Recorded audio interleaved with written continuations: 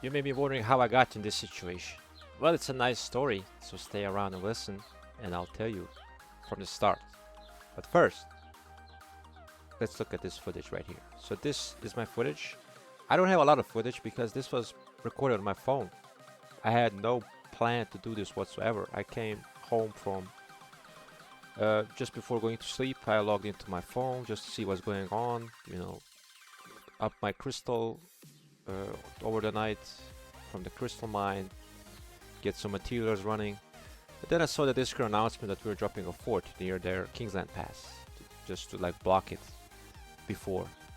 And I thought to myself, why not try a random teleport just to see if I can get close. If I can't, I'll go back to sleep, or I'll go to sleep. And on my fourth try, I got really close. I was like a couple yards away from the fort, and I thought to myself, all right, I'm gonna reinforce the fort, and let's see if we can do this.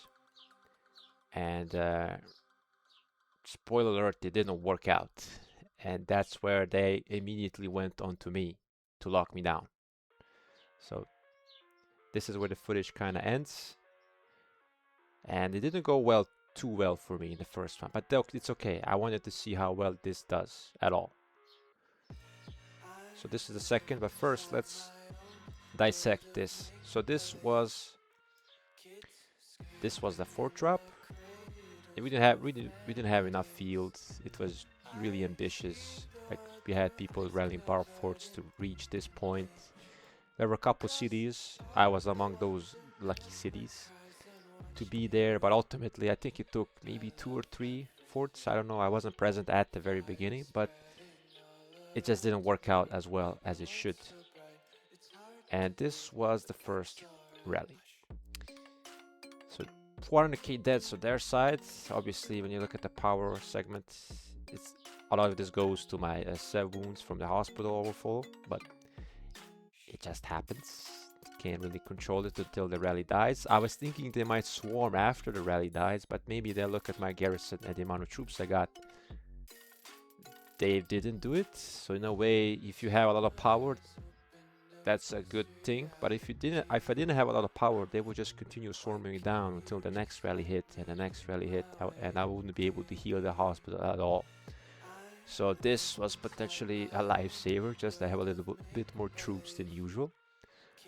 But this guy, strong. Attila is quite strong against this particular pairing. I use Matthias YSG, so it's not like a strict garrison made for cities. It's quite nice. I actually think it did better than I expected, because it did inflict a lot of deaths on their side, and you will see in the next report as well. I think it did even better in terms of like the ratio. But overall, it was a decent experience. I wanted to see how well does this garrison actually do, and I'm not disappointed. So to bridge the gap, this is the equipment that I use. So I got the leadership set, I got some crits, horn ring, pretty okay, I would say. Nothing special, but nothing bad either. But the armaments are just starter armaments. Okay, I made this set before the KVK started, and I converted this a couple days ago, and I think it did wonders. So over the course of time and playing time, I will improve this particular set with the rares and maybe even a special inscription from the KVK shop if I have the fortune to get the autarchs in the upcoming KVKs. But overall, I'm thinking this is an interesting project, and I'll definitely work some more on it. And this is the talent build that I made for myself. It's a universal one. It works well against swarms, it works well against rallies, and it buffs Matthias's bread and butter, which is his active skill, which he can activate multiple times. And that's why I use YSG as well, because YSG just boosts that fort with his fourth skill. Combined with the museum relic, that active skill goes a long way. Plus, he does the circle AoE, so if people want to swarm me, they're welcome to do it, because I will get that value anytime.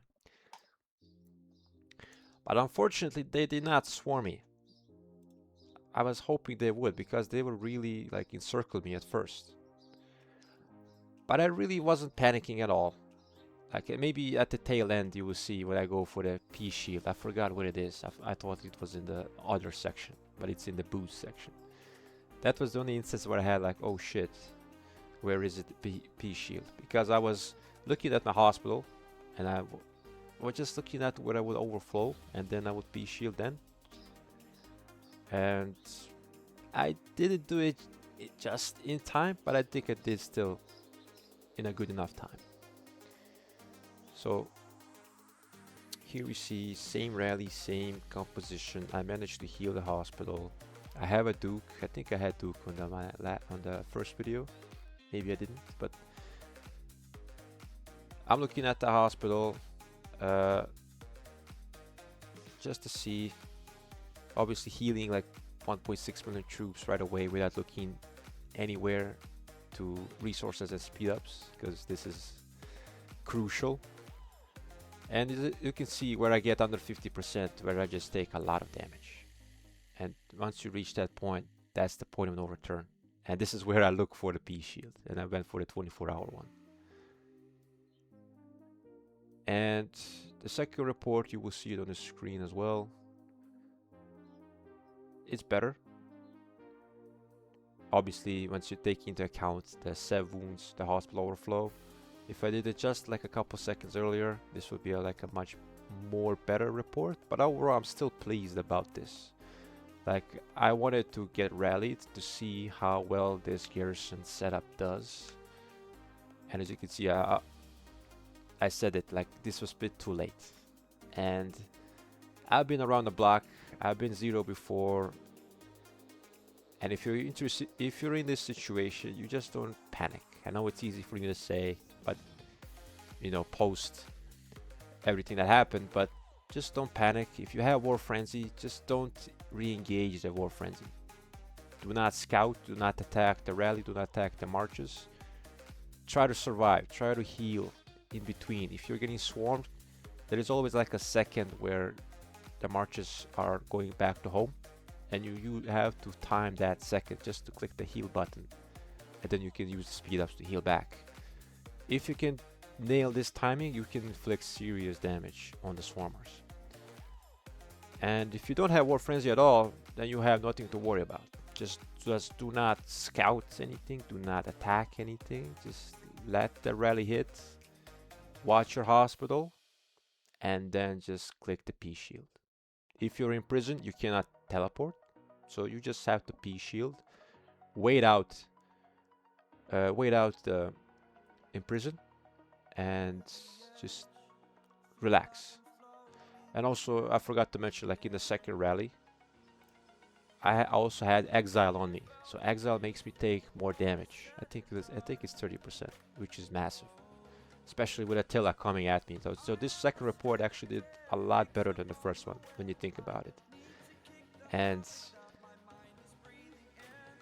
we'll see. I still have a lot of deaths because this account was really needed the deaths.